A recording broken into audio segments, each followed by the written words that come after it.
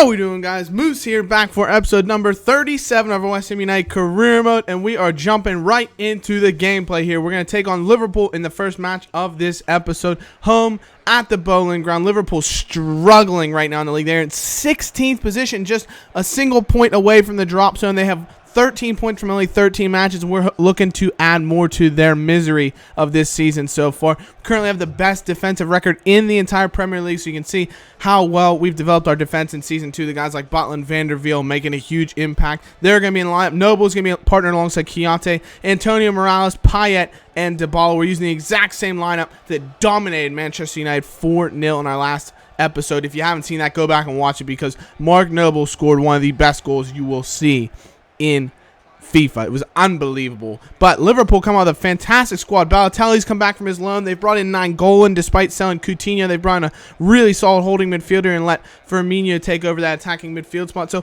a very solid lineup. Sturridge is healthy for them, and we're looking to have to shut that solid, potent offensive attack down. And Sturridge starts things off very, very early. Lays it to the back post to James Milner, where he could have scored, but the former City man blazes past the post. And we then take a corner in the 8th minute. Payet whips in, falls away to Ogbonna. Can he score? No. Mignolet, he's always so struggle-worthy from any kind of set piece or corner, and thankfully, unfortunately for us, I should say, he is able to pick the ball up there and keep it out. A really good chance from Nainggolan, but straight down the throat of Butland, who we know is in unbelievable form from the last episode. Hopefully he can keep up. And Morales finds the ball here in the 29th minute, strikes it from range, but Mignolet does well to hold it and claim. We stay 0-0 into the 36th minute. The ball's come away after a really good tackle. Milner somehow stays onto it, unable to make the clearance as Aaron Cresswell. It's really, really poor. Morales heads it back into danger, and Henderson volleys one off the underside of the crossbar, and it does get away. So a bit of luck and fortune to keep the ball out of the back of our net as we come forward late in the first half. Aaron Cresswell finds Antonio. He scored a goal nearly identical to this in the last matchup against Manchester United, but he's not able to put things away. Second bite of the cherry is not a good one for him, and unfortunately it stays 0-0 into 44th minute, where Jordan Henderson takes an absolutely unbelievable, that's his second just sublime volley that he's rocketed towards Jack Butland, and this one Butland is able to keep out, and things stay even Stevens right now. But that is an unreal tackle from Ogbonna, but then the deflection comes away, and I believe it was Henderson yet again. He's been so unfortunate. Third time is not the charm for Jordan, as it does come off a deflection, hits the crossbar, and gets away from him. Dybala with a really good strike in the 53rd minute that is unable to go in the back of the net, and Liverpool do clear and come the other way. It was back and forth kind of action, and I'll say what, Butland with another unbelievable save to keep out Balotelli at his near post. And the thing about this match was, it was, really helter-skelter. You'd say a lot of the chances weren't from necessarily unbelievable attacking moves, but just teams really making miscues, giving the ball away in prime positions, and the other team creating the chance but failing to capitalize. Here's another good chance. Van der Veer has somehow snuck into the attacking 18-yard box, and he hooks a shot with his left foot just wide of the post. And Liverpool again on the counter-attack. You see they've been hitting us here time and time again. Sturridge comes through, but Jack Butland equal to the task yet again. Brick wall Butland, as he's come to be known by the Upton Park faithful, keeps a ball at the back of the net as he looks to do. Benteke's now come on. Nainggolan strikes it from range, and it's a great save yet again from Jack Butland. We look to be headed to a 0-0 stalemate the way things have been going offensively for each team, but a couple more chances late on in this matchup. Chiante from about 22 yards hits it with his left foot, but Mignolet comfortable in the end of it. Payet, though, takes the ball away from the Liverpool captain, Jordan Henderson, bears down on goal. Can he lay it to the back post? Dybala! He should have scored. I don't think he was expecting the ball, and he shaped to shoot the wrong way. Would he have enough time to come back and make up for it late on in the game into stoppage time? We're into the 92nd minute now. Aaron Cresswell on the ball. He lays out wide to Dimitri Payet. The French wizard whips the ball to the back post. It's Dybala! He's redeemed himself, Paulo Dybala. Mignolet, we said he doesn't deal well with balls into the box, and Paulo Dybala latches onto it, heads it in. He's not going to miss from 2 yards away, and it surely is the goal that seals the deal. Payet with a delightful ball to the back post. Mignolet completely flaps at it and misses as he goes flying by. Dybala just nods it into the back of the net, and it is surely a well-deserved but stunning 3 points from the Hammers. What a turn of events. Dybala, the first player in the Premier League to hit double digits in goals, and what a time to do it, as that would be it. A 1-0 victory for West Ham United. Come on, you Irons. Beating Liverpool in the most dramatic of circumstances. What a finish it had to be. Man of the match, though, Jack Butland. 3 Moose's Mighty Hammer points for him. No question about it. He was sublime yet again. 2 Moose's Mighty Hammer points for Pyatt, who was creating chances left, right, and center throughout the match. And 1 point for Mark Noble, who was rock solid in the center of the pitch again, in my opinion. He's been reinstated to that starting lineup, and our skipper has shown that he does deserve his place as he keeps things up. From that match, though, we will have to mix up the lineup just a little bit, as we see Kiate's been suspended just for accumulation of yellow cards. And Danny Ceballos, the soap opera continues, as he says he wanted to start that game. I was in a great run for him. He's disappointed.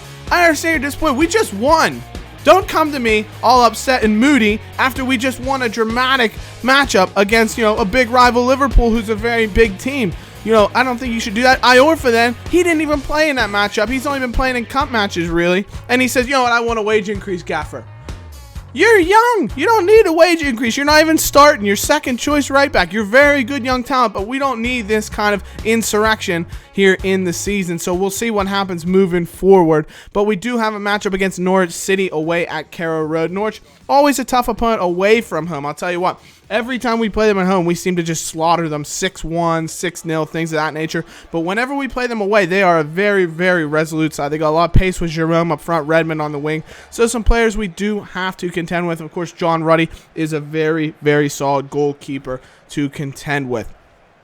As far as ourselves lineup-wise, we are going to bring Leon Goretzka back into the starting lineup. The former Schalke man will come in for the suspended Kiate, but otherwise we are pretty much staying with the same lineup. We have taken out Antonio and Morales, who I didn't think covered themselves in glory in the last matchup. So we've brought back Antonio and Manuel Lanzini into the fray, or Carrillo and Manuel Lanzini, into the fray. Antonio not in the lineup today, but Norwich very early on the 9th minute, they score. I said Norwich away from home is difficult, but you didn't have to prove me right, the Canaries. Great finish there, lovely worked ball, and Butland could do nothing about it. But Lanzini showing off some fantastic skills. He dances inside a couple of men with a reverse step over, gets inside the defense, and he's brought down. The referee awards a penalty, and this is one reason why I'm, irreplaceably happy that Mark Noble is in the line, because he's the best penalty taker in the Premier League, maybe in the world, and he just hits it with so much power and precision. It's in the back of the net, and it's 1-1 to the Cockney boys. The Cockney Perlo, Mark Noble, does equalize for us and make things 1-1. We go late on in the first half now. Dybala showing some lovely skill on the wing. Does a beautiful little roulette before getting the ball under his right foot. Whips it in. Carrillo does get a header on it, but just not enough pace, and it is a simple enough save for Ruddy. But Norwich back the other way with Alexander Tete. Comes inside, and Butland forced into a very strong save, but it's something that you expect from him night in and night out. We do come into the second half, though. Mark Noble does very well. Turns defender. Can he find a second? Nearly almost his second brace in 3 matches. Of course, he scored 2 against Manchester United. He's not able to find his second as of yet against Norwich City. Goretzka looking for his first in quite a while, but he does scrape the roof of the net, unfortunately, and things stay on level terms. Into the 69th minute. Now, quick moving game. Not a ton of chances as fast-paced as you would have expected, but Ogbonna does go very close with a header from that corner. Antonio then gets the ball on the right-hand side. He scored a goal very similar to this, cutting in on his left foot against Norwich in real life, and it's not to be here. He looked to have found that far corner, but it was deflected away by a really good Norwich defensive play, and Dorrans looks to whip the ball into Johnny House, and Cresswell's come through, and it doesn't look like very much, but the referee's given a penalty, a second penalty in this match. Of course, we had one that Noble scored. Now Norwich are going to get that exact same opportunity. Cresswell's been booked, and take a look at the replay. What is the penalty for? Is it, it hits him in the shoulder. It's not particularly a handball, and I thought Housen went down very, very easily, but Van Wolfswinkel, the man to step up and take it, and he's bloody chipped him. Who does he think he is? He sucks, and he's going to do something as cheeky as that. Good goal from Van Wolfswinkel, and it would turn out to be the nail that would bite us. Unfortunately, the nail in our coffin in this particular matchup. 2 complete ends of the spectrum. We pull out a late victory against Liverpool dramatically, and Norwich, on the other hand, do the exact same to us the other way. So that's going to be it. Man of the match for me was Van der Wiel. I thought played very well on the right-hand side. 2 points for Mark Noble, of course, our penalty goal scorer, and 1 point for Angelo Ogbonna, who was very solid in the center of defense. But that's going to be it for this episode, guys. I hope you have enjoyed it. As always, be sure to comment, like, subscribe if you're new to the channel. As always, leave a like. It really helps the channel out and shows me how much you're enjoying the career mode, so that would be great. So bang a like on this video right now.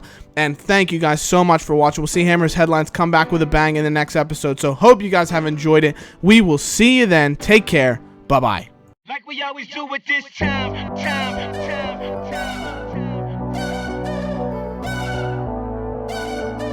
I got to shine.